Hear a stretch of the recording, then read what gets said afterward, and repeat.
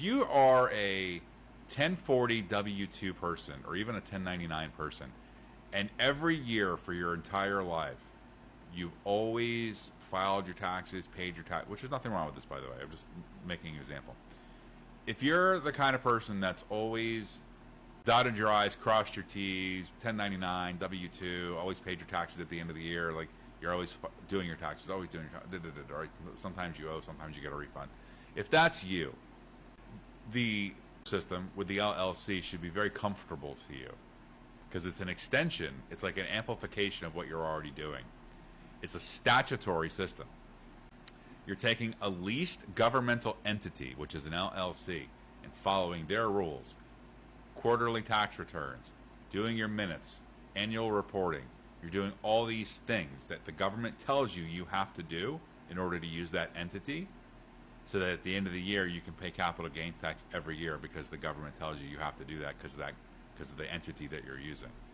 It's a lot of hoops to jump through to pay taxes. It's like what's that syndrome you have when you're in love with your oppressor? What's that called? Munchausen or something like that?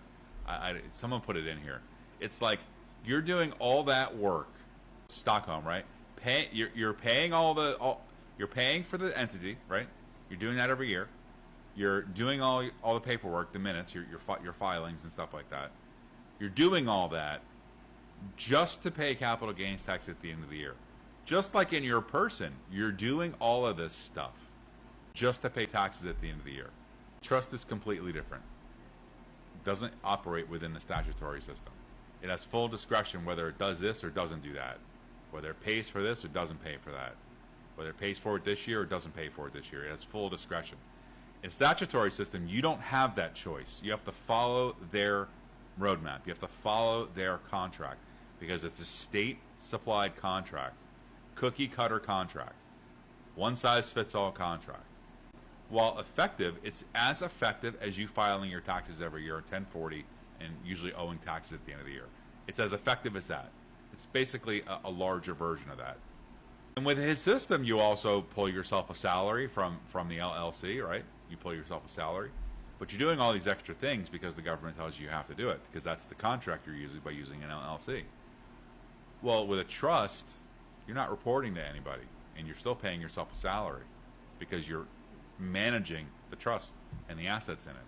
So you pay yourself a salary to manage that stuff. But you don't have to report to anybody.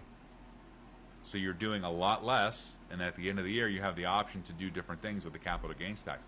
So okay, let me just lay it out for you. All right, so I can either do a bunch of filing and a bunch of paperwork and pay a lot of fees, and if I miss them, then I'm going to have to pay extra fees because I'm going to get like late fees and stuff on my LLC, and then at the end of the year, I have to pay these taxes every year. Okay, got it. That's a lot of work, a lot of money. Or I can not do any of that, just have a trust that operates in all 50 states, because a Wyoming LLC can only do business in Wyoming unless you register in each state. Then you have to pay each state in order to register. You have to pay each Secretary of State $1,000, whatever it is, to register in each state. So Wyoming's good for Wyoming. All right, but as a holdings company, that's probably okay. That's probably not that big a deal, right? But I'm doing all that extra work to pay all those extra taxes and I'm operating in the public, and it all comes back to my name. Does that sound like it's advantageous to you? Does it sound advantageous to have all of that stuff come back to you, where you have to pay those? You have to do it. It's in your name.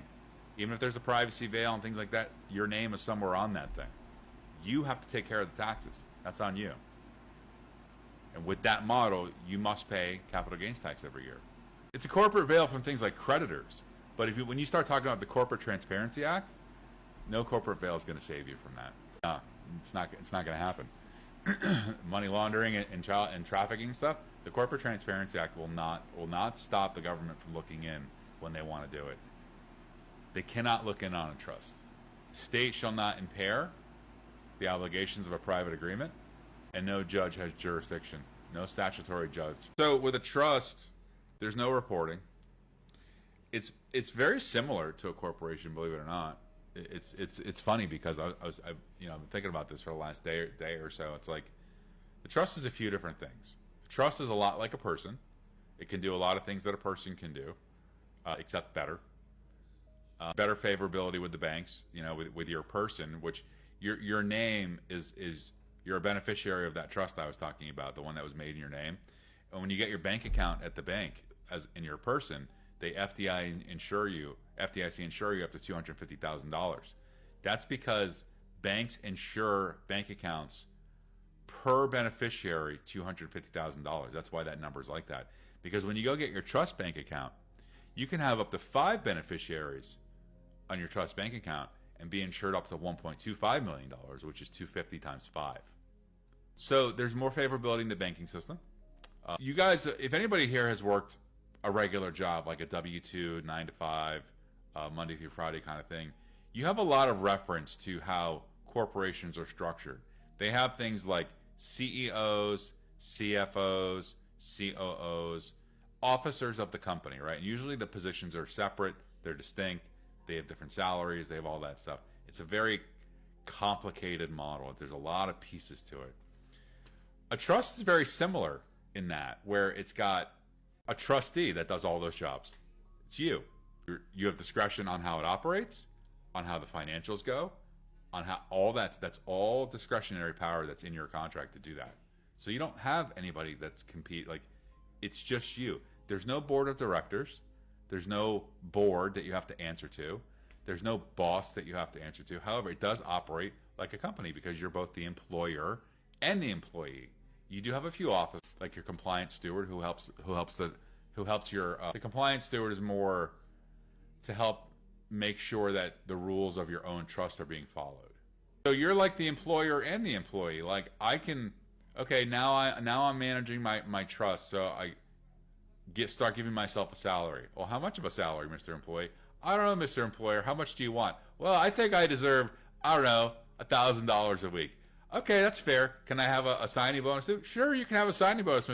I'm on both sides of the conversation because you have full discretionary power on what to do. It's fluid inside the trust.